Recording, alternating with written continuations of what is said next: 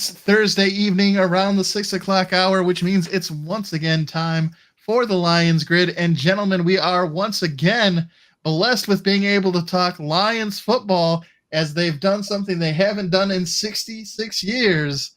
As they look to do something they haven't done in 66 years, and that's get a road playoff win as they travel to San Francisco for this NFC Championship game. Gentlemen, I know we had my mom over.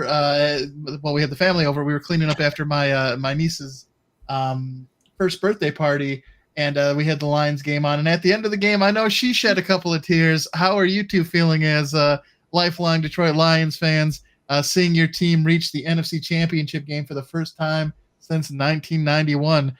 Joe, what were your thoughts about that Lions victory? How were you feeling?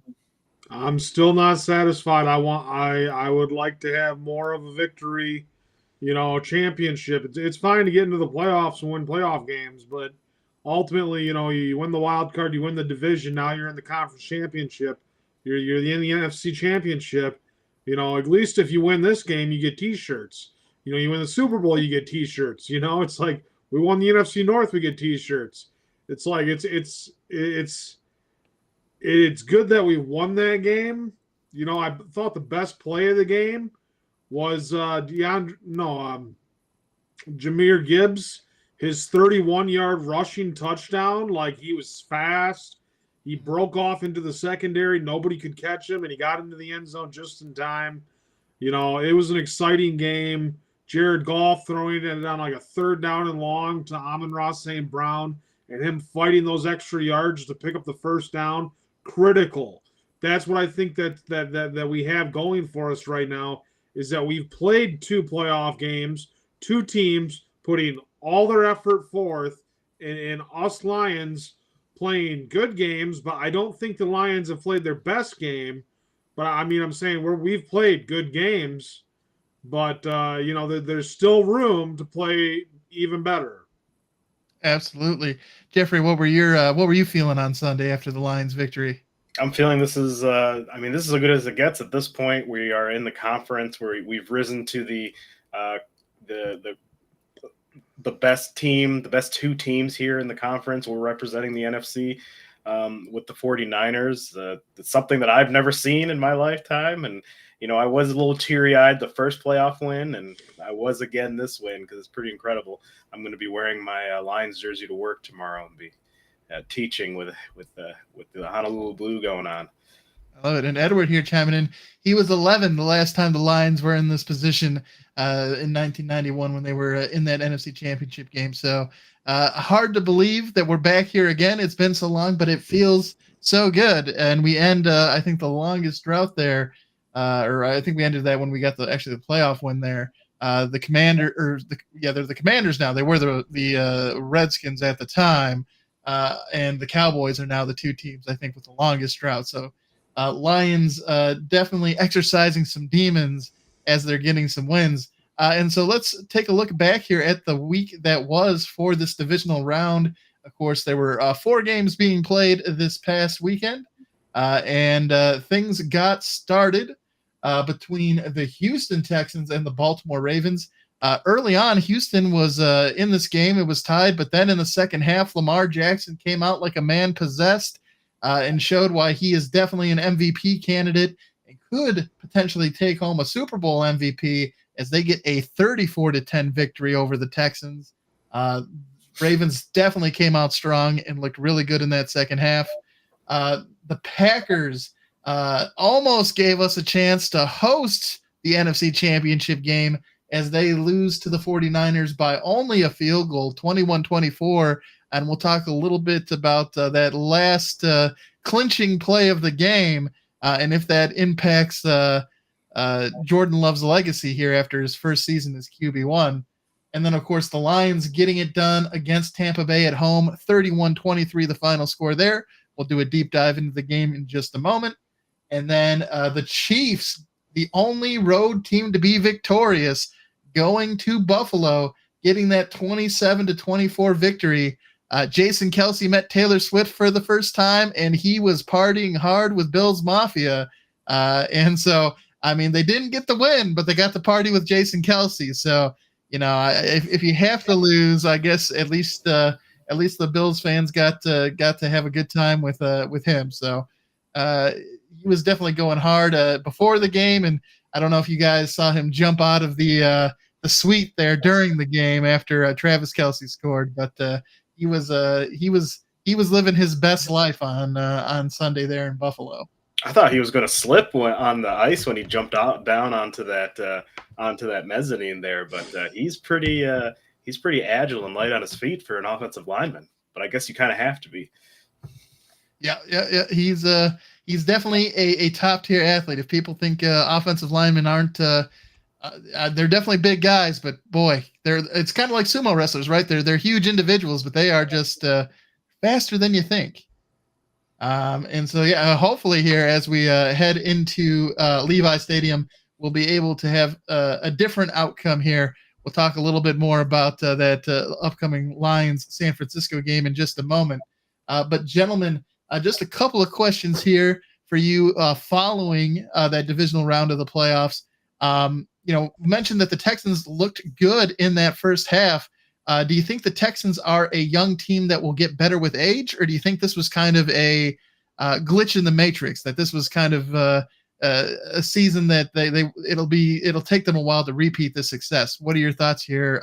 Jeffrey, let's jump in with you on this one. I think DeMeco Ryans here. He has a good chance to win the Coach of the Year, but he really turned things around as far as like their culture there. They hit on a lot of their young talent, like Tank Dell came out of nowhere. They were high on him on the draft, and they got him. CJ Stroud obviously has had a Rookie of the Year kind of performance going on. And I think very similar to us, they're kind of building young and kind of building from the ground up. And I think DeMeco Ryans has this kind of modern mindset with coaching. So I think they're going to be competing for divisions and some playoff wins going forward. Yeah, he's similar to Dan Campbell. I really do like taking the former player and turning them into a head coach, because I think, especially when they are former players like DeMeco Ryan, who were definitely leaders as players. You see that they're just really good at leading teams and getting leading men and getting guys to buy into what they're doing. So, very interesting there. Joe, what are your thoughts? The dream job there. Talk about the dream job, because he got drafted by the Texans. He was. So to be there for his career and then be able to come back and be the head coach is pretty incredible. Joe, what are your thoughts here about the Texans? Do you think this is just the start for them, or do you think this was a fluke? I think you can only go as far as your quarterback can take you. And if this quarterback took them to the divisional round and they played a Baltimore team that's destined to be the best team in the NFL this season, then they ran out of strength and they were unable to win the football game. But I mean, is it a one and done year glitch in the matrix? No, it's not. They have a rookie quarterback who had a great first season. There might be a sophomore slump. But I think that if they stick with the head coach, if they stick with the quarterback, if they stick with their young core, like Jeff was talking about, that's there. I think I think that we can see them being a potential playoff team year in and year out for the next three or 4 years. So I mean, competing for divisions, and this bodes well for a young rookie quarterback's confidence, and especially if he wins Rookie of the Year and all that jazz, he could, he could start looking at the Texans as a perennial contender within a year or two, or they were contending this year, Absolutely, and certainly a sophomore slump wouldn't be crazy considering how good of a rookie year he did have. And Joe, you did also sort of tease the future a little bit here, because the next question for you gentlemen is, are the Baltimore Ravens the best team in football? They were able to handle business there against the Texans. Joe, right now with 4 teams remaining, do you think the Ravens are the best team in football? Obviously, they still have to prove it, but going into this weekend, do you think they are the best team in the NFL currently? Yes. I think the Baltimore Ravens are the best team in the NFL right now with the remaining 4 in the playoffs. I think the next best team is San Francisco, and Kansas City and Detroit are underdogs, but both of those teams that I named have are at home, the favorites to win them. The two powerhouses, and Baltimore. They put up points. They can play with anybody. Wouldn't that be something if Jim Harbaugh and John Harbaugh both won championships in the same year? That'd be something that their dad would be proud of. I would think. So other than that, I'm not scared to play Baltimore if the Lions win. But I mean, let's be all honesty. If you're going to win the Super Bowl, like they said on the ticket, if you're going to win a championship in the NFC, you have to beat the best team that's there. The team that's there is the best team that's competing for that against you. So ultimately, like, who's the best team of the four left? Yes, it's Baltimore. But I mean, when you're competing this week for the NFC and the AFC championships, you're competing to be the best team in that conference. So I mean, you got to play the best competition, and that's what's out there. Baltimore's the best team in the NFL. Jeff, what are your thoughts here about the Ravens? Yeah, I think top to bottom, they are the best team in the NFL. I mean, they have very little weaknesses, actually, and most of their weaknesses are just due to injuries, actually, because they're not on their starting running back who came in. They're not. Mark Andrews has been out, but they've still been rolling. Mark Andrews actually might come back, surprisingly enough. I don't know how these guys do it. I think, and even like when they played the best teams, they played us, they played San Francisco, and they dominated both of us. So, Lamar Jackson's playing an MVP kind of season, and he's hard to stop on the ground too. And that just gives a whole nother dimension of issues that other defenses have to stop. Plus their defense is no slouch either. So yeah, I think top to bottom, they're the best. Yeah, I definitely think it'll be it'd be tough for anybody. And to your point, Lamar Jackson getting done throwing and running the ball, it's a tough task for any team. So we'll have to see. I was surprised. We'll of course do pick them later on, but the fact that they're only, according to FanDuel, a 3.5 favorite against the Kansas City Chiefs at home. That seems. I mean, Patrick Mahomes is playing well, but the Chiefs have struggled this year, so that's a little bit surprising to me heading into the weekend. Speaking of the Chiefs, one team that has had a lot of struggles with them is the Buffalo Bills, gentlemen. They can't seem to get past them in the postseason. Asking you to play GM here for a second for the Bills. What do they need to do this offseason to finally get past the Chiefs and get to an AFC Championship game? Jeffrey, let's start with you on this one. I think they're going to have to retool some of their defense. Some of those guys are getting up there in their 30s, 35, 32, 34. Not that, I'm only a 33-year-old guy and we're still young, but when it comes to football, though, you start getting diminishing returns. And I know that core has been there for a while, and Sean McDermott has done a good job as far as scheming and tooling defenses to perform well. But I really think that they're going to have to get Von Miller has not been working out for them. He was great when he first came, but in the last couple of years, he's not been so good. So I think they need to get some younger pieces on defense. And I feel like they need to get a better run game going on, or at least have that kind of schemed into their kind of offensive philosophy. They started doing a lot better job after they got rid of Ken Dorsey, but I think they just need a solid running game, maybe another weapon on the outside to kind of complement Diggs, because Diggs kind of have been having his issues as well.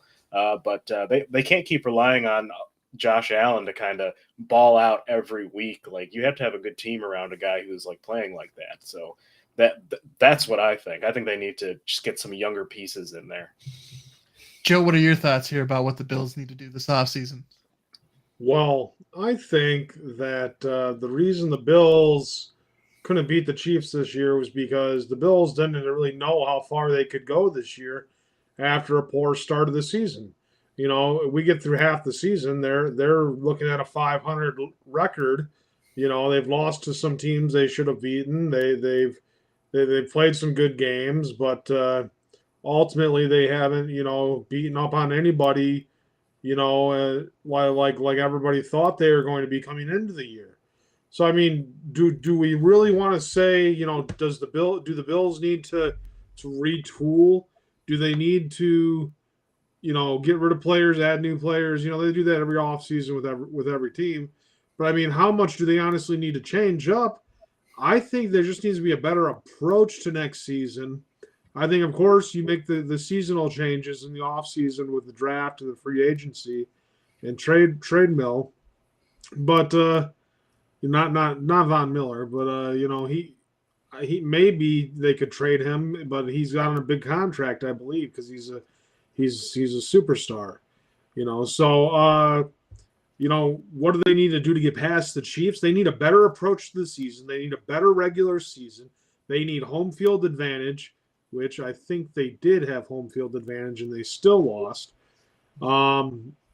They need to win the division. And they just need to not big name free agents, but maybe like what Jeff said, add some younger talent that's that has a culture of winning. Draft some players from teams that are coming off a college football season where they know winning, where what they did in college was win. When you do that, that's what the Lions did. They drafted winners from the college football draft, and now the Lions have more players on their team that are accustomed to winning, including last season at the 9-8 record with the rookies, and now all of a sudden we find ourselves in the conference championship or the NFC Championship. So they need to approach the season better. They need to beat the teams and get a better record going into the postseason. Maybe get a first round bye, and I think the Chiefs are more likely to be on their exit from their dynasty. And the Bills, I think, are on the rise as far as, reamping and getting to be better. So it might just be sitting through another season. All it takes for the Bills, because we don't even know how good the Chiefs are going to be next year. They barely squeaked into the playoffs this year. That's a good point. Edward here has an interesting idea, that praying that Patrick Mahomes just retires to go play baseball. But then he agrees getting Allen some help in upgrading the defense. And then circling back to our other questions here, he agrees that the Ravens are the best team in the NFL with Lamar raising his game. And then when it comes to the Texans, it just being the start there for them, getting past the Ravens is a huge hurdle. They are sort of the gatekeepers at the moment in the AFC, is what Edward's saying here. So speaking of the Chiefs and Patrick Mahomes here, as we were just a moment ago, let's say somehow the Chiefs are able to defeat the Ravens this weekend. They go to the Super Bowl and they get a victory. That would give Patrick Mahomes 3 Super Bowl victories. He's only 28 years old. If he can do that, gentlemen, do you think he will then be the most likely quarterback to be able to catch Tom Brady and challenge him for the GOAT status at QB? Joe, what are your thoughts here? I see you shaking your head. No, nobody's going to catch Tom Brady. Tom Brady, what? He has seven Super Bowls? I believe so. Yeah, I think it is 7. Yeah. 7. The magic number 7. That means 7 spirits of God, 7 deadly sins. Tom Brady has reached the mountaintop. He's the all-time. You're going to doubt him every time, and every time he's going to make you believe. So, I mean, that's Tom Brady for you. So, is Patrick Mahomes going to get there? He can challenge him, but the last likelihood we saw of a dynasty was with the 49ers with Joe Montana and Jerry Rice. Maybe Troy Aikman in the 90s with Dallas Cowboys, but Kansas City is now in the mode of dynasty mode, but he's the only one that can challenge him. I think, Baltimore's quarterback Lamar Jackson still hasn't won a Super Bowl. He's got an MVP. Peyton Manning, Eli Manning, both of them have two Super Bowls. And, you look at Aaron Rodgers and Brett Favre, each of them have 1 Super Bowl. So I mean, it's sharing the love of the Super Bowl, So yeah, he's the next closest to challenge Tom Brady for sure, but he won't surpass him. Yeah, to do that, Tom Brady is a seven-time Super Bowl champion, five-time Super Bowl MVP, three-time NFL MVP, and 15-time Pro Bowler. So it is a tough order. Jeffrey, what are your thoughts here about if Patrick Mahomes can even get close to that level of status that we just described there for Tom Brady? Does Patrick Mahomes have 3 or 4 right now? Patrick Mahomes has 2. He has 2 Super Bowl championships and 2 Super Bowl MVPs. Okay. Yeah, that's quite the hill to climb because it's very hard to win a championship in any sport. One thing, because there has to only be one. A lot of things have to go right for you to get that trophy in your hand. But Tom Brady, I mean, he absolutely destroyed that, and that's going to be very difficult to overcome.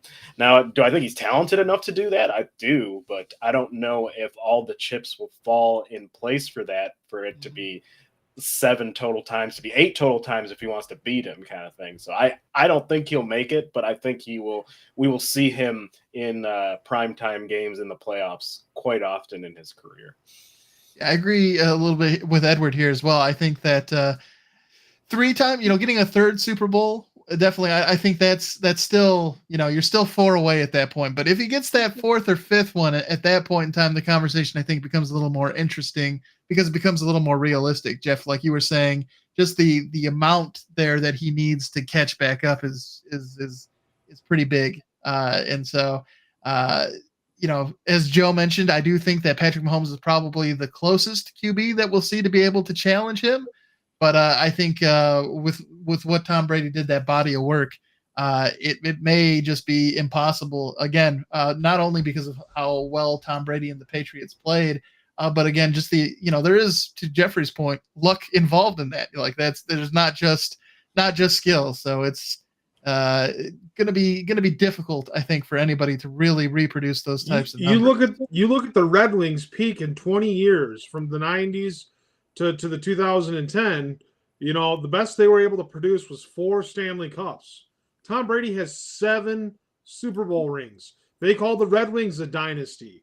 Okay? So it's like no wonder they call the New England Patriots of the 2000s and 2010s, a dynasty. Kansas City is the current, team that's picking up the role of trying to establish a dynasty. That's where we're at with those.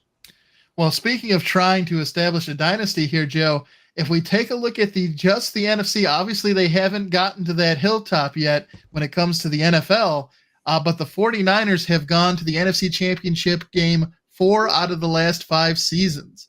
Are they establishing a mini dynasty here in the NFC with their play, since they have, 4 of the last 5 years, we've seen the Niners in the NFC Championship game. Jeffrey, what are your thoughts here about what San Francisco's doing? I guess it depends on what you define as a dynasty. If it means championships, then I'd say no, because that's the hump they can't get over. They cannot win that They can't win the conference, and they can't win the championship. Now, if we were just talking about owning the NFC, I would say yes, because they typically have one of the better teams in the NFC, and they're there they're there almost every year. So yeah, I would say if we're just counting NFC dominance, then I would say yes. But if I were to say a full-on dynasty, I would say no. Joe, what are your thoughts here about what the 49ers are building? The 49ers are due for a victory. As much as I don't want to say it, they're due for a NFC Championship victory to go to the Super Bowl. You said it yourself with the color code scheme of what Super Bowl 58 looks like. I mean, you could kind of say that it looks like blue and red. You could say instead of purple and maroon, it looks like blue and red. Like Lions and Chiefs. So really, either way, you could go with either of the two. If you want to skew the things, but I think San Francisco and Baltimore are the two better teams it would be an upset for either of the underdogs to win in place of those two home teams. Very good. And Edward here is feeling very similar to you, Jeffrey. If you make the definition being the winning it all, saying that they remind him of the Pistons of the early 2000s, as they were constantly in the championship game there, or winning the Eastern Conference, but not being able to get over that hump and bring home all the NBA titles that they had a chance to. They only won the Eastern Conference twice. They did only win it. The San Francisco has not won all four of the times they have been in, all four of the times they've been in the thing either. So they're just constantly getting to the game, but not being able to take that next step. So definitely a good point there from Edward about not being able to take that next step. And then, of course, we have my father chiming in with the Lions will not be in the Super Bowl. Stop it. Interesting. I haven't heard from him since about week 2. Where's he been at in our winning ways? He's back and he is striking. But it's Joe. To your point, how's Baker Mayfield doing, bro? you talked about how there's that meme out there that the color scheme in the logo says that the NFL script demands that it will be Baltimore versus the 49ers. But do you gentlemen think, and of course this is just more of a playful topic here for us, but do you think the NFL will change that script so that we get an Eminem versus Taylor Swift Super Bowl showdown? They love to show both of them during the broadcasts. Do you think that may be a more compelling story for them, and the NFL may make that switch? What are your thoughts, Joe? Do you like the idea of seeing an Eminem Taylor Swift Super Bowl? Yeah. It would make your preseason prediction correct. Yeah. I would like to see Eminem and Taylor Swift. I mean, one is, a white rapper from Detroit, and the other one is dating Travis Kelce, superstar tight end of the Kansas City Chiefs. So, I mean, like, one has representation in Detroit. The other one is just there because she's dating somebody. She doesn't have any ties to Kansas City, but, I mean, they are two of the biggest superstars in music right now. So, would I like to see that? Yeah, because it would make my prediction correct, like you said, Kevin. Joe, Jeff, what are your thoughts here about the Eminem Taylor Swift switch up? I think from a music standpoint, I think it'd be awesome if they get on stage. Is it Usher this year? Is that the Super Bowl? I think Usher, Post Malone, and like somebody else have been announced for like the pregame thing, but I don't know if they've announced the halftime show yet. I'm not sure. Well, that'd be great if they get on stage and perform. That'd be awesome. But as far as Edward is definitely in agreement with you there. You're gonna have Taylor Swift do the monster with Eminem, and then also Love the Way You Lie. Have Taylor Swift play that instead of Rihanna. Yeah. Be good. Heck yeah.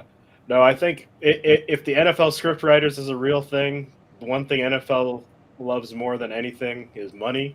So they're definitely going to be putting the Eminem and Taylor Swift up there. There aren't any celebrities as big as those two that they have associated with the other teams at this point. So they want to rake in the money, get all that Swiftie money. They're going to definitely want to put Kansas City in there. Yeah, it's a dream come true for the the marketing teams for the NFL. Roger Goodell comes in and says, "How can we make the NFL bigger?" And having Eminem and Taylor Swift fan bases joining in. Couldn't ask for a better present if you're on the marketing team for the NFL. But switching back to football here and getting a little more serious, gentlemen, I sort of previewed this one a little bit earlier when we were doing the Grind the Grid segment. But did Jordan Love spoil the good feelings he generated during his first season as QB1 when he threw that Brett Favre-like interception with seconds left in the game? That was he could have easily just thrown it away and lived to fight another down, but he chose to be falling backwards across his body to the middle of the field.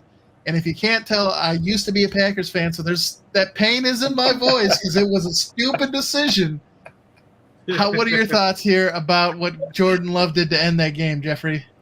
That he absolutely channeled Brett Favre there. I don't think it's burned the goodwill from him. I think Since like week 6 or 7, he was playing as like one of the top 3 quarterbacks in the NFL stats wise.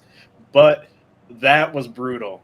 That was brutal. And it reminded me of my favorite radio call I've heard was when Brett Favre his last year with Minnesota, and they were in that NFC Championship game, and he did the exact same thing. And the guy's like, "This isn't Detroit. This is the Super Bowl." Yeah, he definitely channeled Brett Favre there. That was just a dumb decision, but you can't argue with how well he played at the end of the year. I did see some memes suggesting, was it he channeled his inner Brett Favre, or did he channel his inner Aaron Rodgers because he got owned by the 49ers? That's been the question that's been floating out there. Joe, what are your thoughts here? Did he sort of undo all that good work he did with that interception, or do you think the future's bright for Jordan Love and the Packers? Jordan Love had gained the heart of the people, got him into the playoffs, won a playoff game, and then just fell apart right there. Made a throw irrational. He'll probably never make a throw like that again. Hopefully not. So I think that with making that throw on that stage, with them almost taking down San Francisco, that critical, I think enough of the pressure and enough of the, thought of how he disappointed everybody in Green Bay is going to stick with him enough to where if he ever gets in another situation like that, he's throwing the ball away, or he's taking the sack, or he's just not making the same play, or he's connecting to a right wide receiver. I don't know, but I don't think they've lost the heart for Jordan Love. I think that there's a lot of people that still say, we didn't expect to be in the playoffs. We were in the playoffs. We played well. Let's see how next season goes. Everybody always says, we'll see about next season, Yep.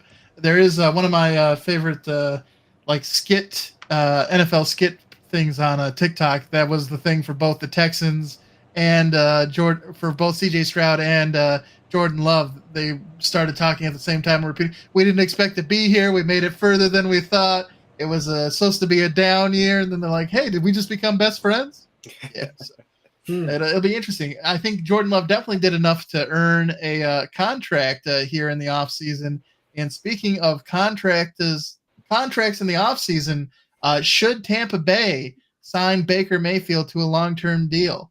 He definitely had a team-friendly 1-year deal that he joined the Tampa Bay Buccaneers with. He got them to the divisional round. What are your thoughts here, Joe? Do you think Tampa Bay should lock Baker up for the next few years? I think you got to give him at least a 2-year contract. He played well. He threw an interception at the end of the Lions game.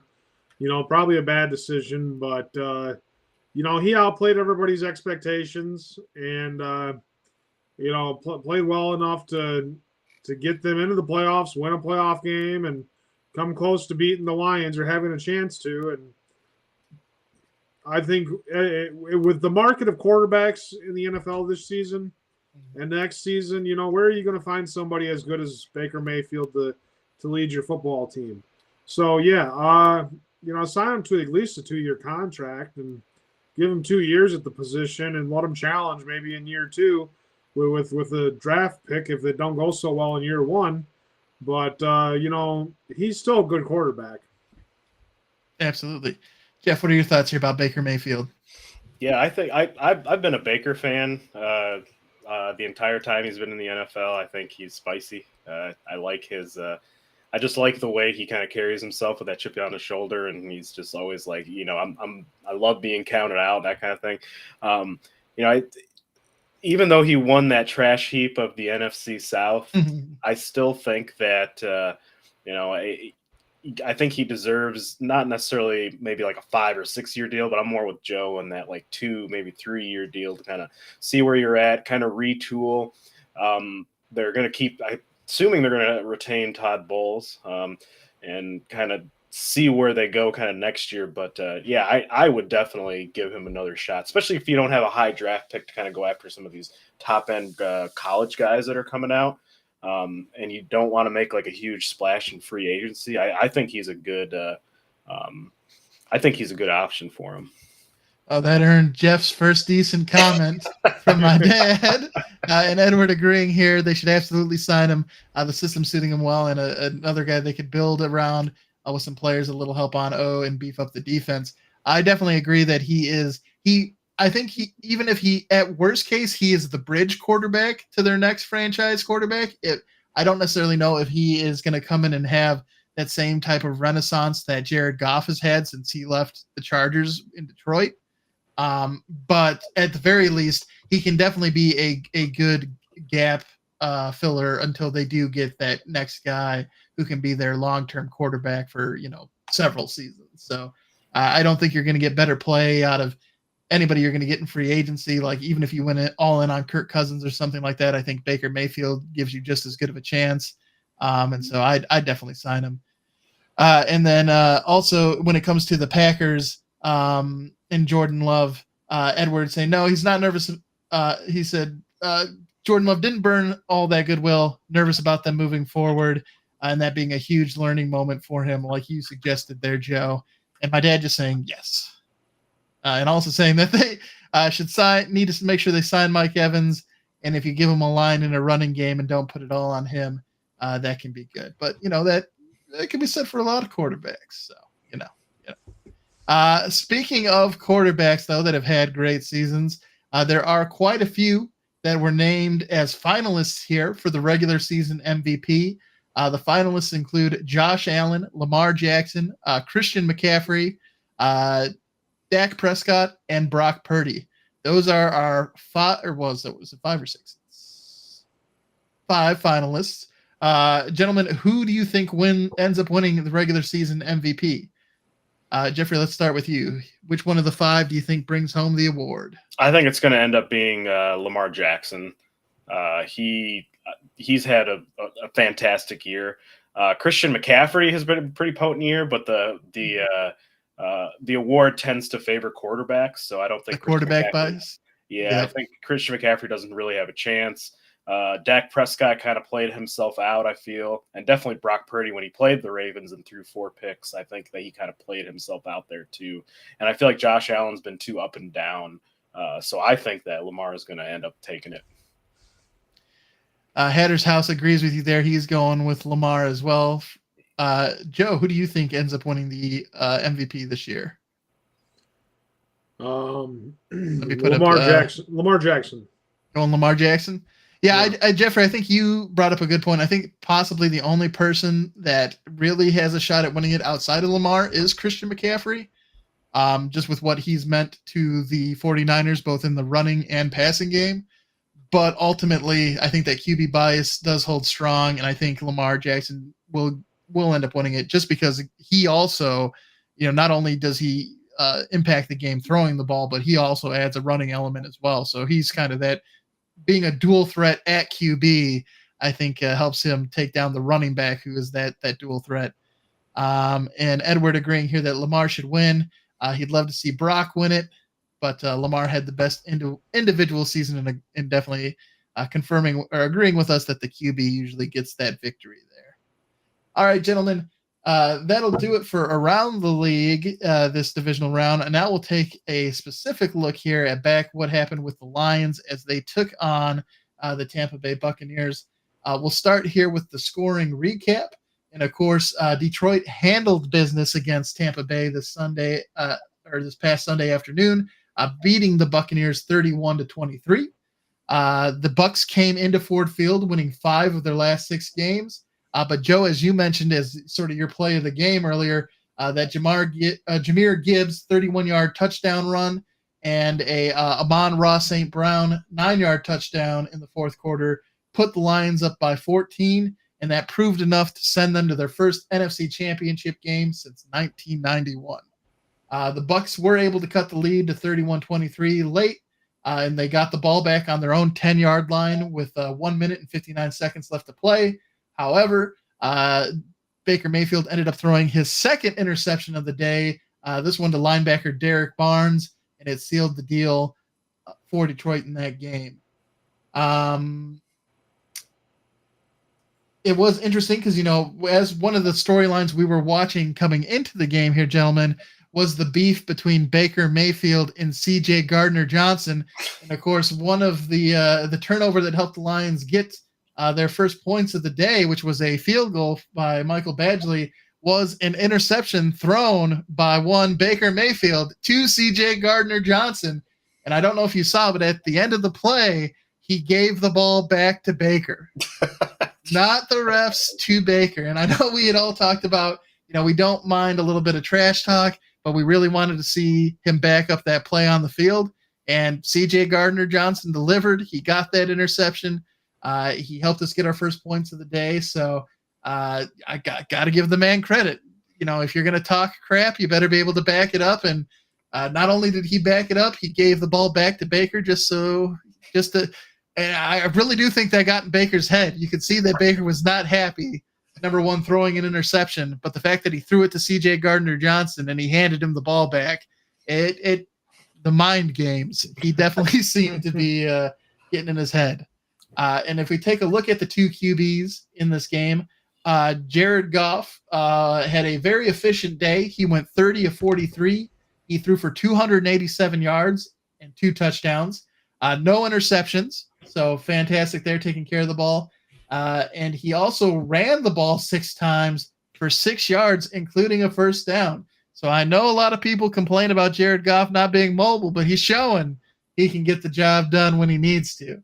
And then Baker Mayfield, on the other side of things, completed 26 of his 41 passes. He did have 3 touchdowns, but he paired those 3 touchdowns with 2 interceptions. And he had a QB rating of 94.5.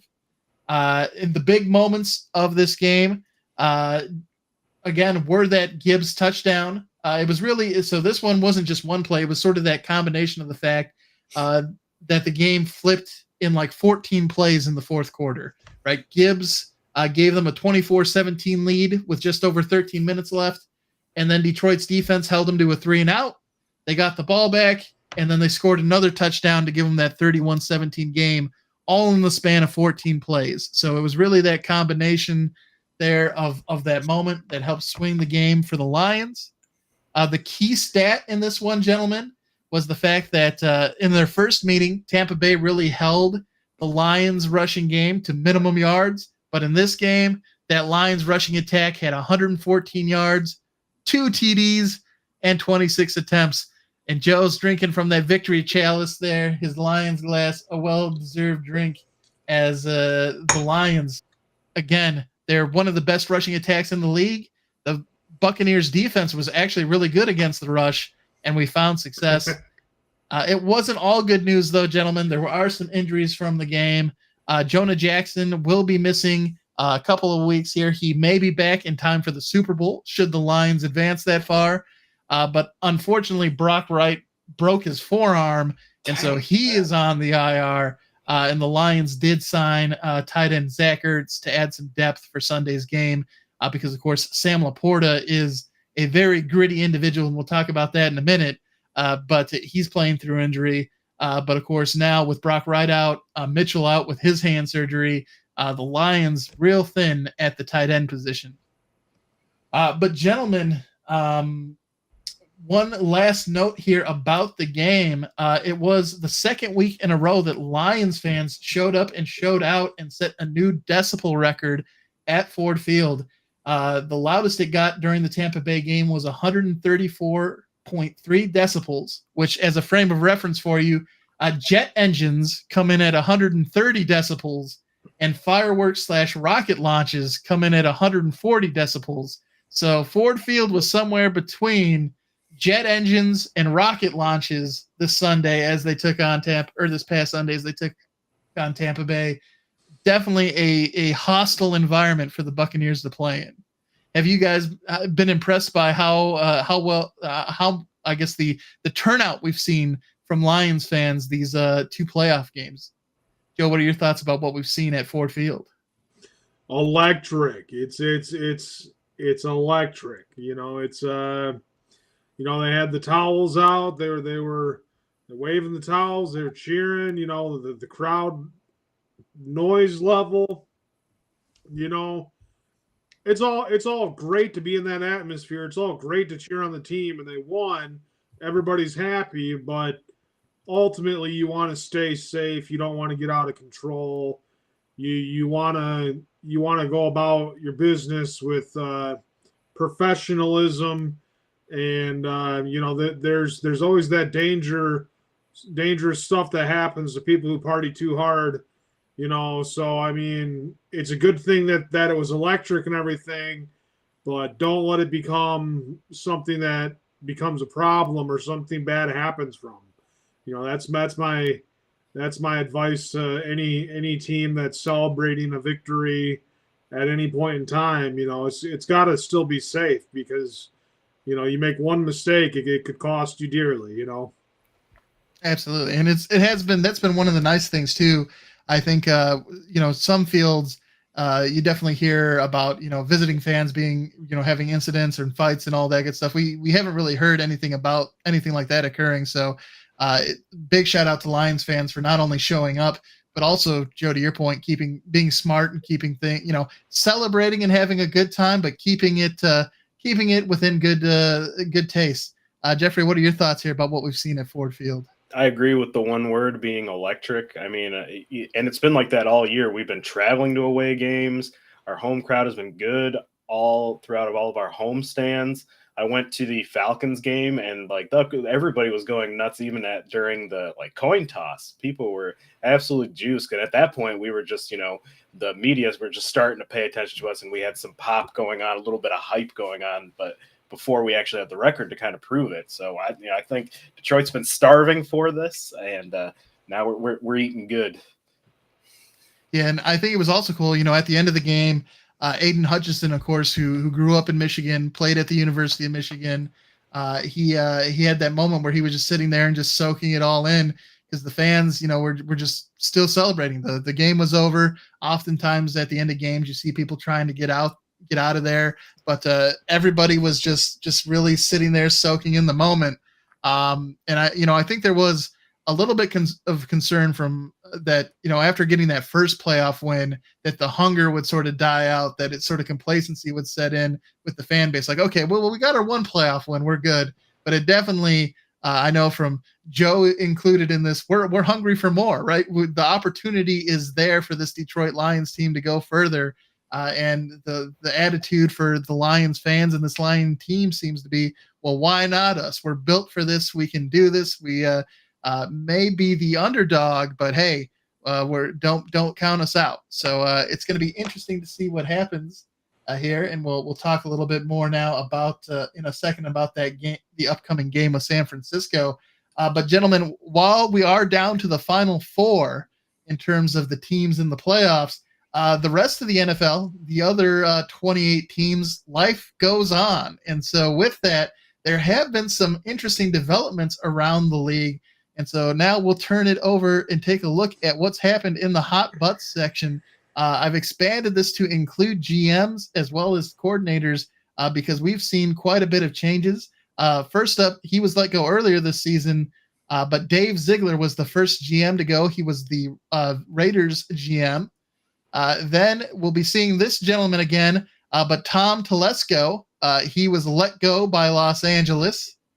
Next up, we have Scott Fitterer. He was the former GM of Carolina. He was let go. And then a name that Lions fans are familiar with, Martin Mayhew, is no longer the GM for Washington. So there's at least 4 GM spots open inside of the NFL. And then, of course, when it comes to head coaches, there are 8 openings, starting with Josh McDaniels. And, of course, we'll talk about who's filled these, because actually half of these positions have already been filled when it comes to head coaches. So Josh McDaniels was our first casualty on the season. That was followed shortly by Frank Reich down in Carolina. And then, of course, Brandon Staley wanted to add his name to the hat. Then we had Arthur Smith joining the group. Unfortunately, Riverboat Ron Rivera joining in there. Then one of the surprising names, Mr. Mike Vrabel, despite having a winning record in Tennessee, was let go.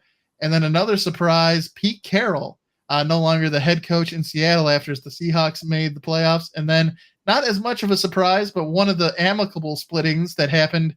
Bill Belichick and the Patriots parting ways, and of course, he's been interviewing all around the league with the Falcons and some of the other opening positions.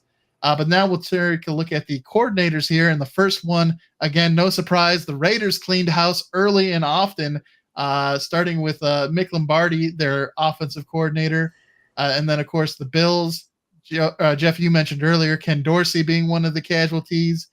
For the Steelers, we had Matt Canada. For Washington, Jack Del Rio, Mike Caldwell down in Jacksonville, Luke Getsy in Chicago. Another amicable split that was less than amicable was Wink Martindale in the Giants. And then some newer news, Pete Carmichael Jr., the Saints offensive coordinator, was let go. Surprisingly, Alex Van Pelt in Cleveland was let go. The Cleveland offense wasn't that bad and even looked really good with Joe Flacco, but they decided to move on. And then with being ousted in the playoffs, the Packers deciding to part ways with Joe Barry. And most recently here, we have news that Vic Fangio let go as the Miami Dolphins defensive coordinator. And then not pictured here, Sean Desai, the Philadelphia defensive coordinator, was let go, and they're also decided not to bring back Matt Patricia. He was on a 1-year deal that expired, so he's going to be looking for other opportunities. So a lot of changes, and those are all the fireys.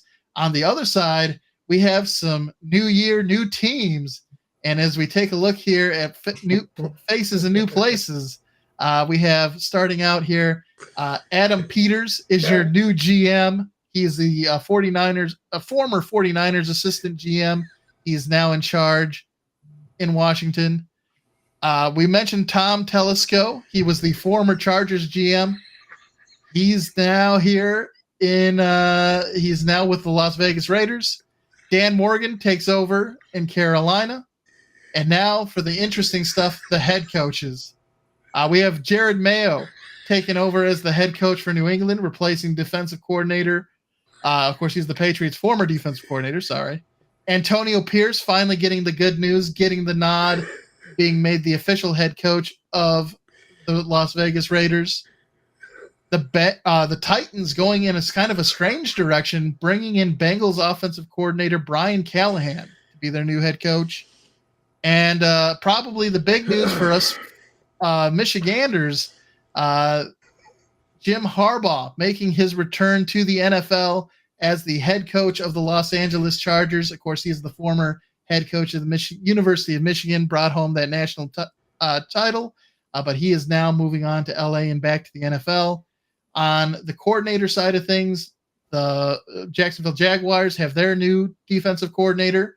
It's Ryan Nielsen. He's the former Falcons defensive coordinator.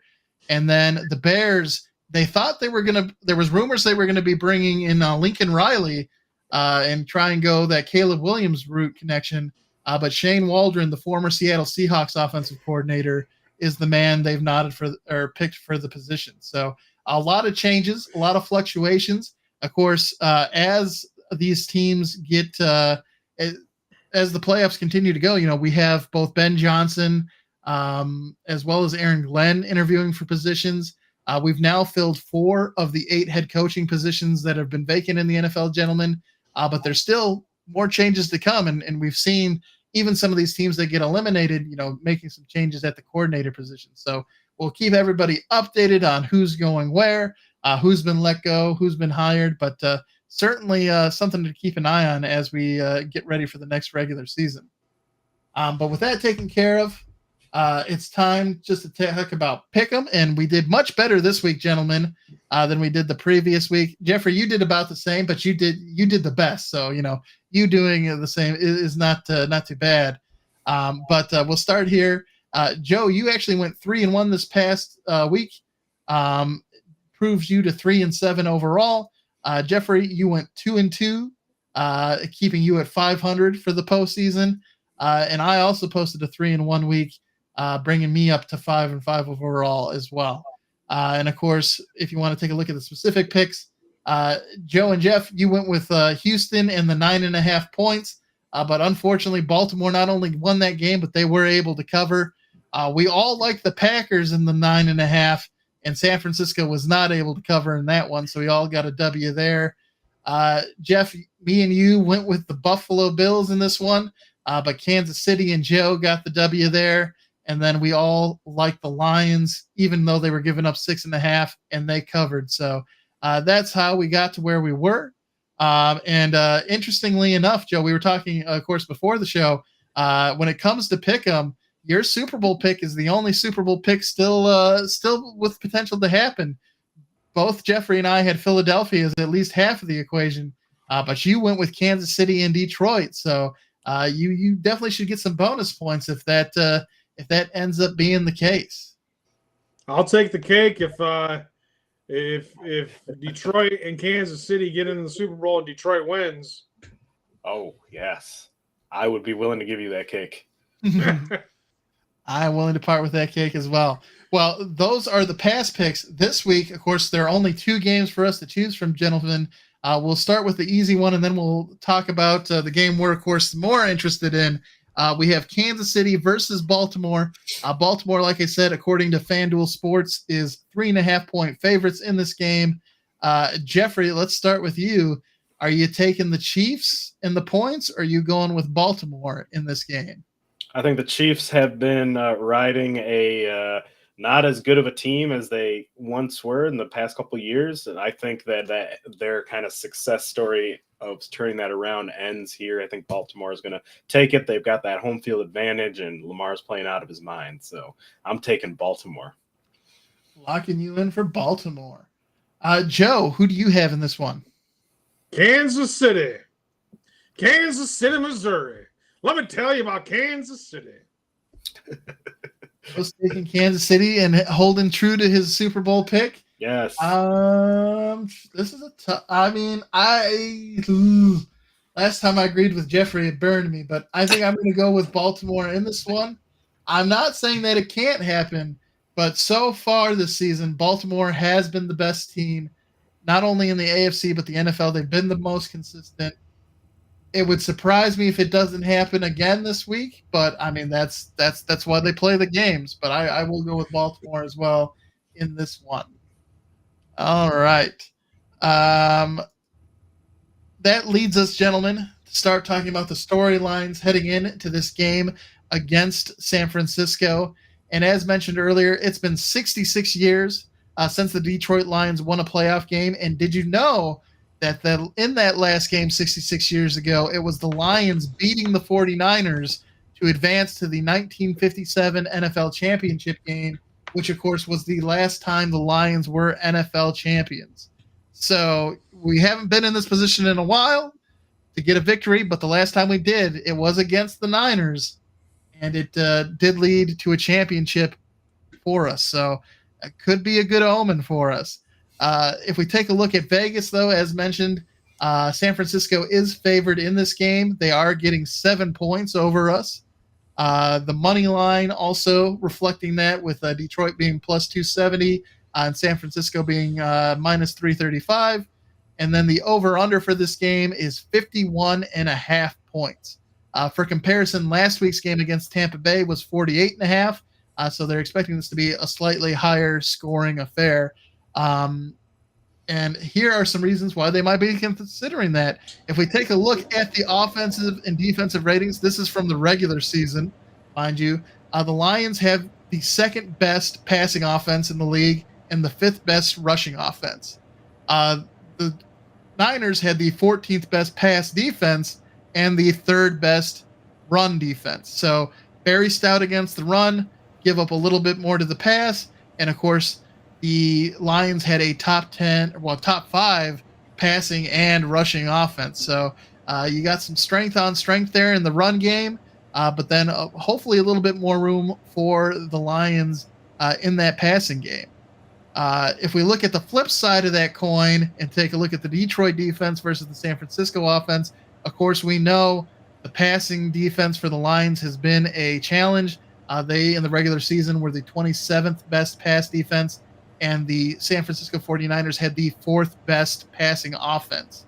When it comes to rushing, they had the 2nd best rushing offense, and we had the third best rushing defense. So again, both teams may struggle to move the ball on the ground because both teams do excel at it, but both teams' defenses are really good at shutting down the run. And so we may see the bulk of the yards come through the air, which would mean we'd see a Jared Goff and Brock Purdy show, but we'll have to see how that plays out. When it comes to the postseason itself, gentlemen, Detroit is averaging 96.5 yards per game this postseason running the ball. San Francisco, of course, has only played one game, but they're averaging 111 yards. So a slight edge there to San Francisco, but Detroit has played one more game than they have. And then they have the best running back in football. They do have that is true. So that's Christian McCaffrey versus David Montgomery and Jahmyr Gibbs there. So our tandem isn't that far behind them. And then if we take a look at the passing game, the Lions are actually averaging 266 passing yards per game this postseason compared to 245 for San Francisco. So a slight edge there for the Lions. If we take a look at one thing that I found interesting that may play into this game is that the Lions, we've talked about them struggling with a pass rush, but they actually have recorded the second most amount of sacks this postseason with 6. So they are getting to the quarterback, and they've been doing that the last 2 games. And then if we take a look at the turnover differential, both of these teams have a turnover differential of 2, which is tied for second with this postseason along with the Houston Texans. So both teams doing a good job taking care of the ball and then taking it away from their opponents. Of course, we talked about the fact that Jonah Jackson and Brock Wright are both out against the 49ers, but some other guys who are injured but are playing through it, Frank Ragnow, Alex Anzalone, Sam Laporta, they're all expected to play, but they are playing through injuries. And gentlemen, just want to get your opinion here. One of the big things for this team and the culture change has been the idea of grit. I don't know if you've seen Dan Campbell's speech that he gave at the beginning of the season, but he talked about how there's going to come a point in time when you're hurt this season and you're injured and you got to play through it and you got to get those kneecaps and drag them out deeper into the water and drown them. This is definitely an example of where you have 2 veterans on this team in Frank Ragnow and Alex Anzalone who are playing through significant injuries. I know Alex Anzalone said that he fractured some ribs against the Vikings and has been playing with that since that happened. Frank Ragnow had to leave the game momentarily last week with some injuries, but returned. And then, of course, Sam Laporta has that knee injury. What does it mean having these guys step up and being able to go out there and play through the pain? Because they're all very important to this Lions team. Jeffrey, what are your thoughts here about having these guys show this level of grit? I mean, Frank Ragnow absolutely is a beast out there. He despite his knee blowing up, he still came back out there and provided some pivotal pass protection and run blocking, and he's an absolute warrior. So is Anzalone. Laporta, I can't believe he caught that pass after that horrific knee. Like, it seemed like he was going to be out for several weeks rest of the season, but that dude was out there just with a bionic knee. But it kind of speaks to the testament of what this team's going through. And it's not like we're the only team dealing with injuries. Everybody's banged up at this point. But it kind of goes towards showing kind of the grit and what it kind of means to be in this position for a team that's not been in this position. Yeah, I think too, in the past, we've definitely seen Matthew Stafford be a guy who's played hurt, played through injuries, and really, gone that extra mile for the team. Now we have multiple players that are multiple leaders on this team that are doing that. And I think that's again, speaks to that culture that Dan Campbell has instilled, that grit, that grittiness that they want the team to play with. But Joe, what are your thoughts here about this team battling through these injuries? Yeah, Anzalone never made it to the Super Bowl or even a championship game with the Saints. He's got a lot to prove. Wants to be out there. He's a captain. Frank Ragnow, he's a captain. He's been here through losing seasons. And Sam Laporta, he's the go-to tight end. He's been battling that injury since the Minnesota game. So these guys, they've been battling their injuries. the way they see it is if we can go out there, if we can grit this out, if we can get this victory, we got a week off to rest up before the Super Bowl. We'll be back in prime shape for that.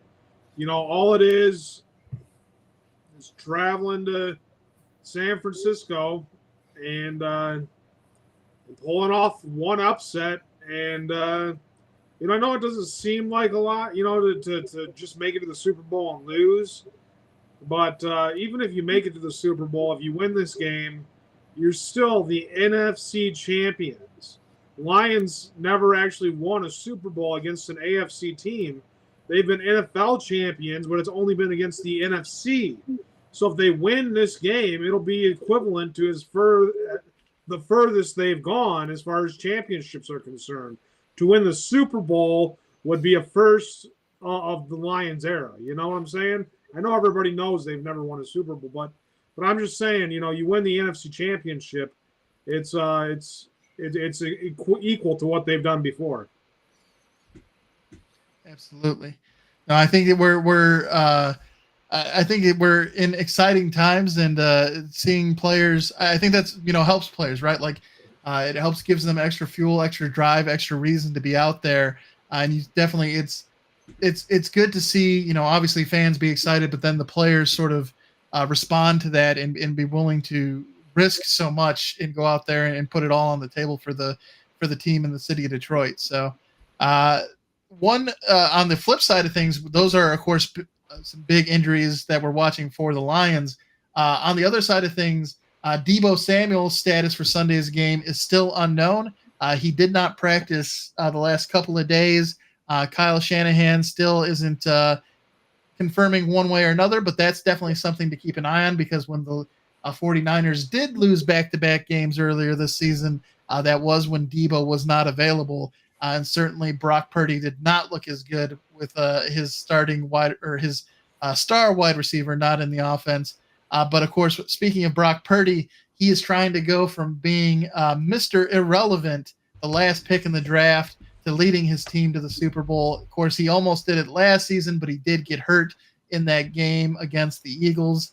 And it'd be a wonderful story for him, and also a big payday, because he's not getting paid a whole lot at the moment. Of course, he lives with a roommate.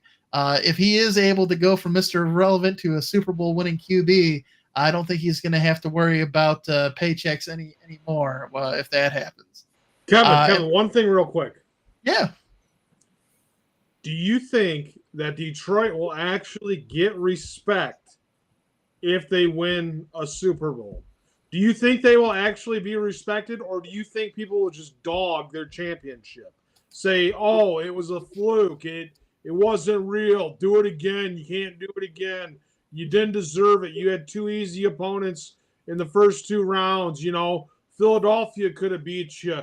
There was too many mistakes that San Francisco made. You know, like if Detroit wins the Super Bowl, are they going to deny us the royalties of championship?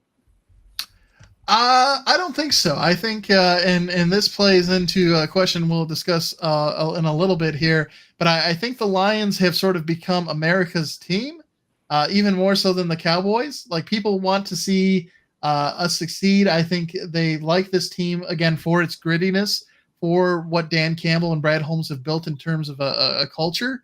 And I think that, it's a team that is built around hard work. And so, even though, yes, we got some favorable matchups early on in the playoffs, I think the fact that we're going to have to go to San Francisco and beat the 49ers, and then potentially either beat Baltimore, who we've all said has been the best team this year, or beat Patrick Mahomes and the Chiefs. I think even if our first two games were probably the easier games for us, the fact that we were able to beat, especially those last two teams, whoever they may be, I think would definitely clear up any doubt. And even though we were favored to beat the Rams, that definitely was no easy game. As we sort of talked about, that was either going to be the sweetest of victories, beating Matt Stafford in his return to Detroit, or it was going to be the bitterest of losses because of everything that he meant to this franchise. So I think they should people should put respect on the Super Bowl should we get it. But Jeffrey, what are your thoughts? Yeah, I think there's always going to be haters. Like we have one in the chat, and people like Skip Bayless will just get on daytime TV and just talk, about just crapping on teams, no matter what the team is. So I think as far as public opinion in the court of public opinion, I think we've won the hearts of America at this point. And I do believe we are kind of taking that crown away from Dallas, although I don't think they quite deserved it, but taking that America's team moniker away from them. If you're asking, is my dad going to stop giving the Lions shit if they win a Super Bowl? No, he will still. That will happen forever. He's not gonna double down on that. That will continue to happen. He will continue to give the Lions shit even if they win the Super Bowl. That will change nothing. But again, the last point here, just for the storylines in this game, we talked about Kyle Shanahan needing to sort of prove that he can lead the team to victory at the highest level. He's been really good. He's shown up in 2 Super Bowls. Of course, one was that whiff as the Falcons offensive coordinator where the Patriots came back from 20-something down to end up winning that. But he's 0-2. He's looking to get back and show that he can get that first ring in his career, which has been pretty good outside of that missing Super Bowl win. So as we wrap up here, before we do our picks for the game, gentlemen, there's a couple things we need to do. First, we need to congratulate Brad Holmes. He was named the Pro Football Writers of America's NFL Executive of the Year. And then also Dan Campbell, he is nominated for another award, but he did win the 101 Awards 2023 NFC Coach of the Year. And the only other Lions coach to win this award was Wayne Fontes, and he did that back in 1991. So congratulations to both Brad Holmes and Dan Campbell. They're starting to bring home some of that hardware for individual recognition, and there's a couple more Lions that are up for awards, including Ben Johnson. He is a finalist for the AP's Assistant Coach of the Year. Do you gentlemen think he gets the win here, or do you think it'll be Mike McDonald, Todd Monken, Jim Schwartz, or Bobby Slowick? I like Ben Johnson's chances here.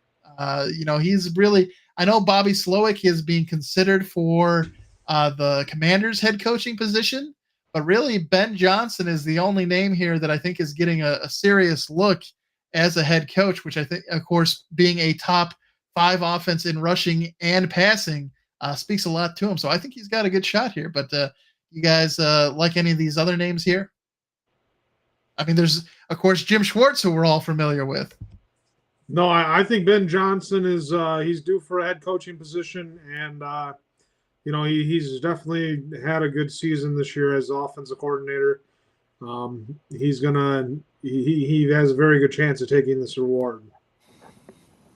Very good. This next one we actually have 2 shots at, but it's going up against that QB bias. Rookie of the Year. Finalists include Jahmyr Gibbs, Sam Laporta, of course, Puka Nacua, who we got to see firsthand in the wild card round, Bijan Robinson, and CJ Stroud. Again, CJ Stroud probably your favorite because he's a QB, but both Gibbs and Laporta, I think, make a compelling case, especially with Sam Laporta putting up historic numbers at the tight end position. But you could say the same thing about Puka Nacua, who also put up historic numbers as a wide receiver. So this one, definitely a loaded group of finalists. Do you gentlemen think that a Lion will end up winning this award? Do you think it ends up going to CJ Stroud or one of the other two? What are your thoughts here, Jeffrey? I think it's still too much of a QB bias for the media writers who vote on this. I think Puka Nacua and Laporta should be kind of the front runners here, just with how historic their production has been. Not that CJ Stroud wasn't breaking records. I think he broke Andrew Luck's rookie record for passing yards or passing touchdowns. But he has been breaking some records as well. But I think, despite the receivers and the tight end, they're making historic kind of production. I think it will be biased towards CJ Stroud, but it will be still deserved for sure. Do you agree with that, Joe, or do you think that Gibbs or Laporta could end up being the dark horse and stealing it here from the QB?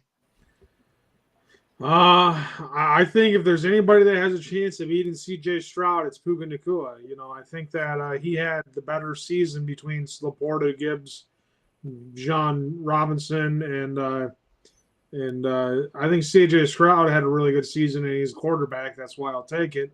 But if anybody besides him is going to win, it'd be Puka Nacua. Yeah, it was definitely, I know, seeing him in that wild card game, and everyone had talked about him being difficult to tackle in the yards after catch, but I know our secondary is not known for being very good, but it was definitely frightening at times seeing him just run through tackle after tackle and just racking up yards. They definitely took a bend not break approach with Puka Nacua in that Rams offense, but they got the W, so I'm not going to complain too much.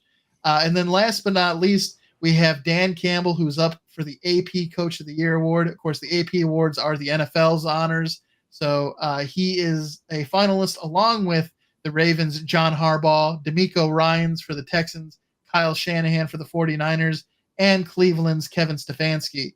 Do you think Dan Campbell can beat out this stacked field of finalists? What are your thoughts here, Joe? Do you think Dan Campbell will be recognized as the Coach of the Year this year? 12-5 record, first time winning the NFC North in the NFC Championship game. Yes, I think Dan Campbell, Daniel in the Lions Den, should win the Coach of the Year for the NFL. Jeffrey, do you like the field here, or do you like Dan Campbell? I think it is really down to the two guys, Dan Campbell and DeMeco Ryans. I think as far as expectations versus what the season ended up being, Houston definitely destroyed their expectations with a first-year head coach and a rookie quarterback. But I'm biased though. I think Dan Campbell should be Coach of the Year with bringing that success that we've never had here. Well, hello, Mr. Optimism. Where did this come from? Campbell or Houston head coach? One of those will win. I can't believe he's saying a Lions coach will win Coach of the Year. Katie Wilmot, of course, agreeing, liking the Dan Campbell move. And I definitely agree with you guys as well. I think Dan Campbell or DeMeco Ryans probably have the best shot, just because I think with John Harbaugh and Kyle Shanahan, both did great jobs as coaches, but I think their teams were expected to be good. Whereas the Texans were definitely supposed to be in sort of a rebuilding phase, and they knew the Lions would be good, but I don't think anyone expected them to be playing in the NFC Championship game good. So I think those two guys are probably your two front runners. And ultimately, especially if the Lions get to the Super Bowl, definitely think that puts a notch, gives a little bit of an edge there to Dan Campbell to get the nod over to DeMeco Ryans. But we'll have to see how things play out. And then we previewed it a little bit earlier here, gentlemen. But do you think the Lions are the new America's team? From this past week, it was actually NBC's most watched NFL divisional telecast in 30 years. There were 40.4 million viewers on average during this game across NBC, Peacock, and then the other digital platforms for NBC and the NFL. And Detroit was actually representing super hard. They were the number one market with 40.5 rating, which the way the rating system works, that means of the TVs watching TV at that time in the Detroit market, 40.5% of them were watching this Detroit Lions game. You can see there's a bunch of images out there all over Facebook and the web showing that which states are favoring which team, and the Lions by far outside of the state of California are favored in almost every state. What are your thoughts here? Do you think the Lions are the new America's team? Jeffrey, what do you think? Yeah, I think we are. We're easy to root for. We have a good story. We haven't won in a while. I think there's bias as far as like the whole against winners and like dynasties. People be like, all right, these Chiefs have been there, the Patriots been there. Let's see somebody else. And we kind of have that blue collar kind of thing going on, and I think we kind of I think we fit that bill way more than like the Cowboys would, because they haven't been good since the 90s. So my father does have an alternative theory about why so many people were tuning in. Everyone who has ever lived in Detroit was watching as they thought the world would end because the Lions getting a victory, I suppose, is his point there. So, and then saying, stop the Super Bowl. The only way they're getting in is if they buy tickets. So, yeah. We'll see. But Joe, what are your thoughts there? Do you think they have done enough here in the short time to establish themselves as America's new sweetheart? Detroit Lions, I hope not, because if they lose, they're going to break everybody's hearts. That is a great point. But one thing that everyone loves is an underdog, and that is certainly what we find ourselves as for the first time this playoffs. We were favored to beat the Rams, favored at home against Tampa Bay. Are you gentlemen worried about the Lions being underdogs this week as they travel to San Francisco, or do you think they'll still find a way to get things done? Joe, what are your thoughts about being the underdog this week for the first time in the playoffs? Yeah, I think it's good that we're going on the road. I think we got all that we could possibly get out of our home atmosphere, home playoff games. We had 2 of them. We thought we were only having 1. Now it's like, okay, we're going on the road. We're gonna play an outdoor game. It's like different atmosphere. This is what builds championships. You win this game on the road. You have an NFC Championship. You go to the Super Bowl in Vegas, and then all of a sudden it's like, the whole world's watching, biggest stage of all time. It's just, it sets you up for a heartbreak. You don't want to say same old Lions, but I mean, it's like, it's just setting you up. Everybody's getting hyped up. Everybody, America's team, everybody's rooting for them. Everybody's happy. It's like, stop, don't buy into it. They're gonna break your heart. You gotta pull away. You gotta put some distance between you and celebrating until they actually win the NFC Championship, until they actually win the Super Bowl. We can't count our chickens before they hatch. We have to have discipline. Very good point. Jeffrey, what are your thoughts here about that underdog status? I like that we are the underdog, and I think we use that as good bulletin board material for sure. Dan Campbell knows how to motivate his guys for that. I mean, even going back into last year, like we've always kind of been just like, the scrappy team. This year, obviously we've been like one of the better teams, but I still think that there's still that chip on our shoulder that kind of gives us an edge. So I'm not worried that we're underdogs. Yeah, I think I'm at the point now where they've had so many opportunities before them, and I know they talked about it in the past. They just keep trying to stack things on top of each other, right? They wanted to win the division. They did that. And then they wanted to win their home playoff game. They did that. And then they wanted to win the next. So they keep stacking. They keep getting these opportunities because of their success. They keep stacking them one on top of the other.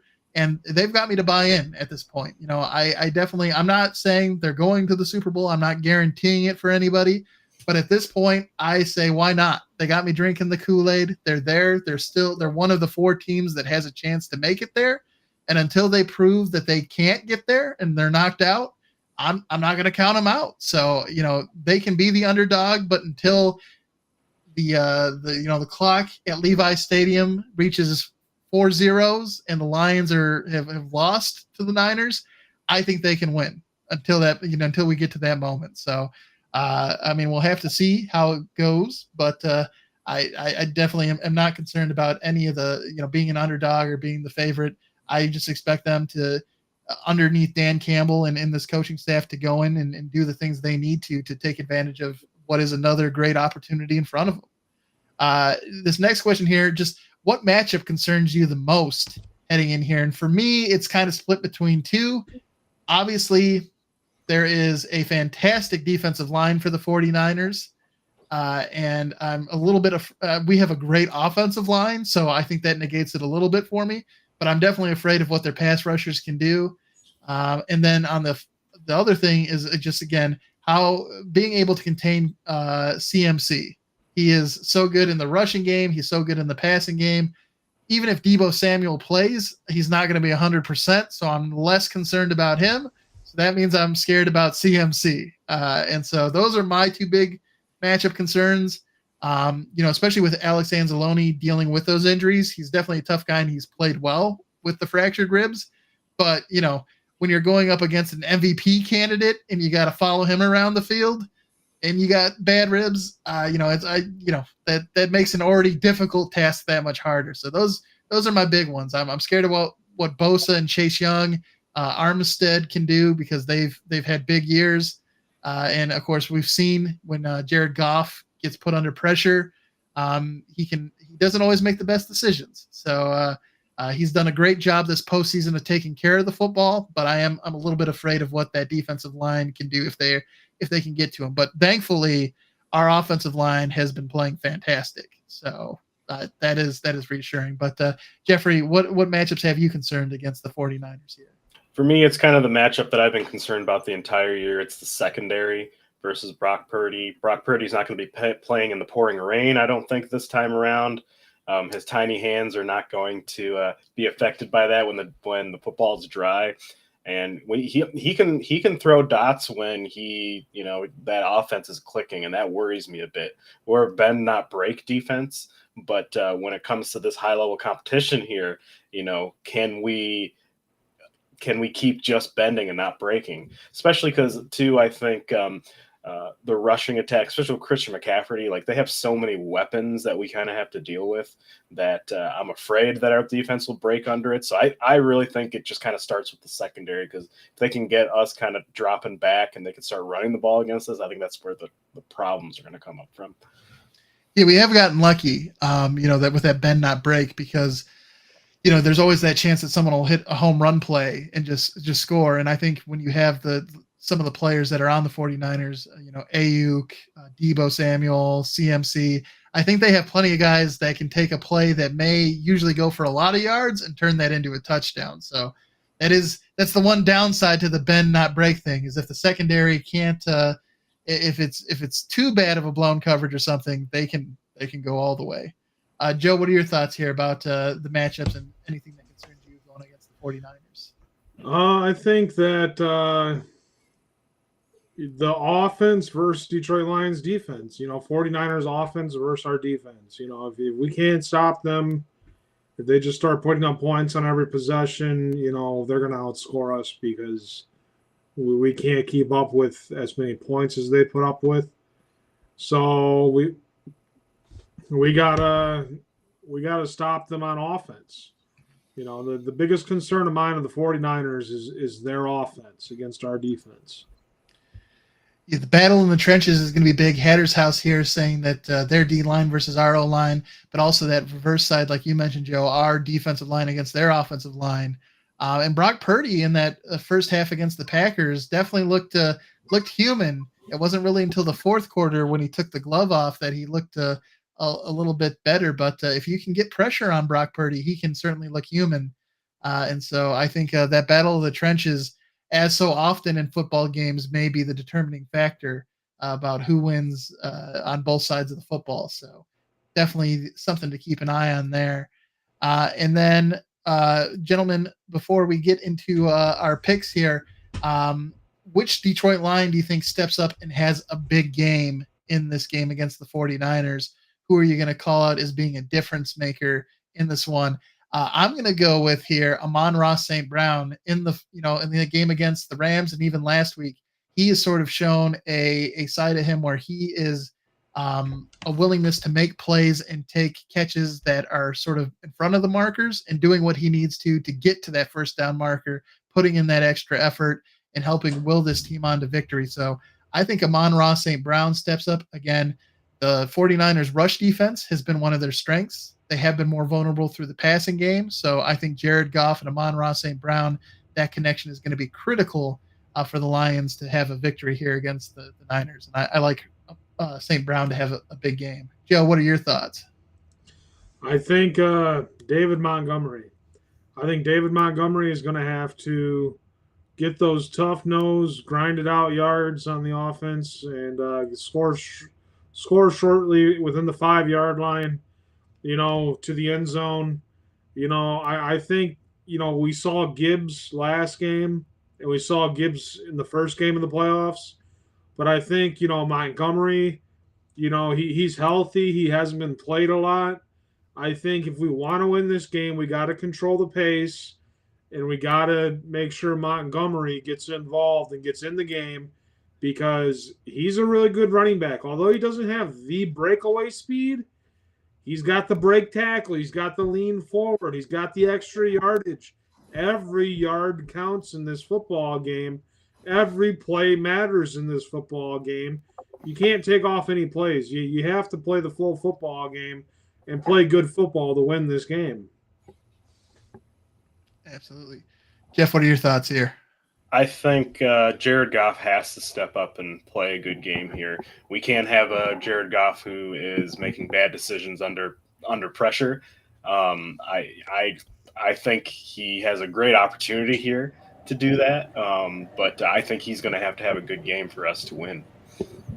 Absolutely. And it looks like we have our first international fan here coming in with a pick of San Francisco to get the win, unfortunately. 34-21 over Detroit. But hey, we appreciate you chiming in all the way from Mexico. Thanks for watching. With that being said, we do have some picks in here from some other fans, and they're surprisingly very similar. We have Hatter's House. He's putting in I'm just looking for his comment here to show everybody. Just we have the receipts. He's locking in a Lions victory, and he's going 27-24, which is funny because earlier we had Edward also locking in and saying a 27-24 Detroit victory. So we have Edward and Hatter's House both going 27-24 for the Lions. And then we had Jorge going the 34-21 victory for the 49ers. And Katie Wilmot agreeing with you, Joe, saying that she likes Montgomery here to have a big game, but also Taylor Decker stepping up and being a difference maker in this game. And which aligns with my father here, who is also talking about the offensive line needing to take care of business. And if they can handle the D-line in both the run and the pass, but they still lose, he says. Despite that, I don't think that's the case. I think if they handle the D-line in both the run and pass, I think the Lions get the win. But he's going to lock in. Katie wants to see another trick play, and my dad thinks we're going to see a 49-21 San Francisco victory. I like how he decided to give them like a 2-point conversion, to give them 49 points instead of the 48. Yeah, that line was down. We'll take care of business. That spicy extra point he's tossing in there just for something. So, gentlemen, before I get your picks, there is, of course, another game to be played, and of course we're really focused on this one. But what do you think the chances are that we will see a rematch from earlier this season in the Super Bowl? Of course, we already played Kansas City. We already played Baltimore. Baltimore already played San Francisco, so 3 of the 4 possible matchups have already happened. Do you think we're likely to see some sort of rematch in the Super Bowl, whether it be us against the Chiefs or the Ravens, or the Niners against Baltimore? Again, it's a 3 out of 4 chance that that's the case. What are your thoughts here, Jeff? Do you think we're likely to see one of those outcomes, or do you think we'll see something fresh with Kansas City taking on the Niners? Nope, we're not going to see that. We're going to see Detroit versus whatever the AFC has. I like it. Joe, what are your thoughts here? If you're sticking to your preseason pick, we already know it's that Kansas City-Detroit matchup, so that would definitely be a rematch of Week 1, which you also mentioned in Week 1 when we were talking about the game, about it being a potential Super Bowl preview. Yep, that's what I'm sticking with. Well, that means as we come in here to lock in our pick'ems that I think I know where you two are going here. Of course, again, San Francisco is giving up 7 points. So if you did, we are taking the spread into account. So I'm not going to fault you if you do say San Francisco and you like Edward or Hatter's House, you think it's going to be a 3-point victory, because San Francisco wouldn't cover at that point, and Detroit would. Well, actually, that's an outright one for Detroit, so never mind. Do you like Detroit outright, or are you going to take them with the points? Joe's locking in Detroit. Jeffrey, how about you? I imagine, taking the Lions in this one? Oh, but with the points, though, I think it's going to be less than 7, though. Yeah, but San Francisco's giving up 7, so whatever Detroit gets, they get 7 more. I'm taking Detroit. Yeah. So even Drink if Detroit... Kool-Aid.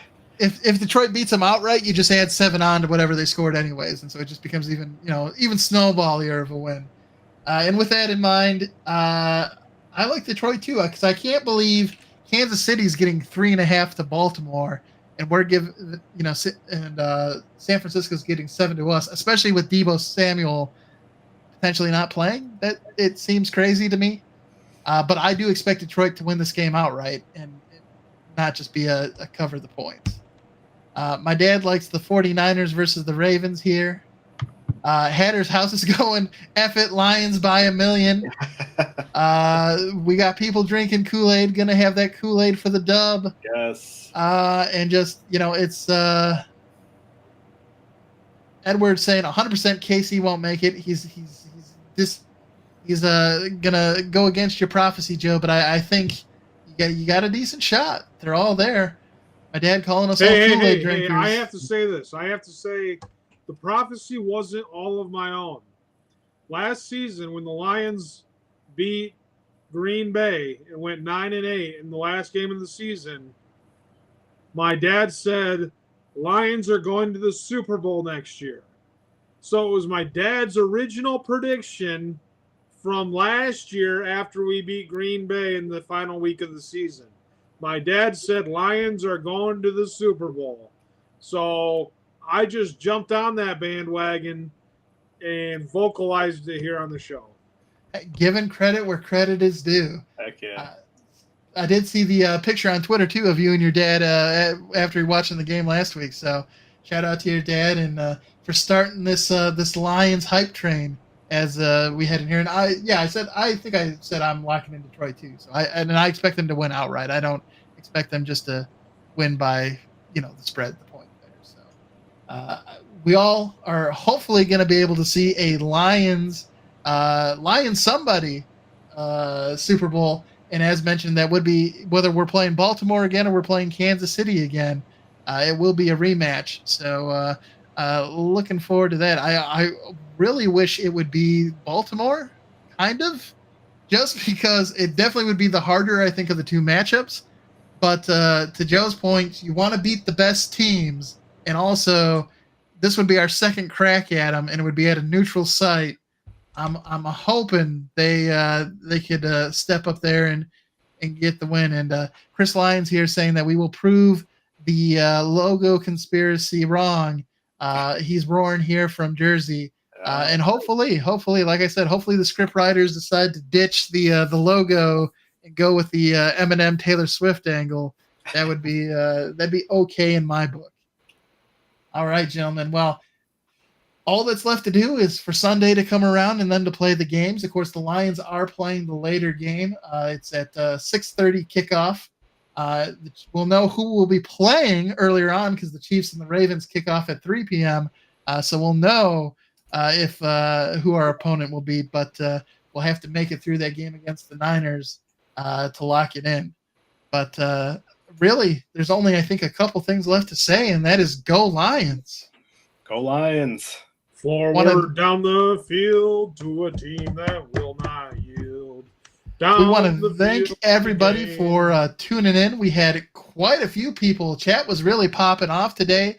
Of course, Edward is a longtime listener, longtime contributor. But Hatter's House, my dad, having Katie Wilmot here. Of course, getting Chris Lyons, welcome to the stream. Jorge, nice to have you here from Mexico City. Really just, appreciate everybody tuning in. And, of course, we're coming to you live on YouTube, Facebook, Twitch, and Twitter.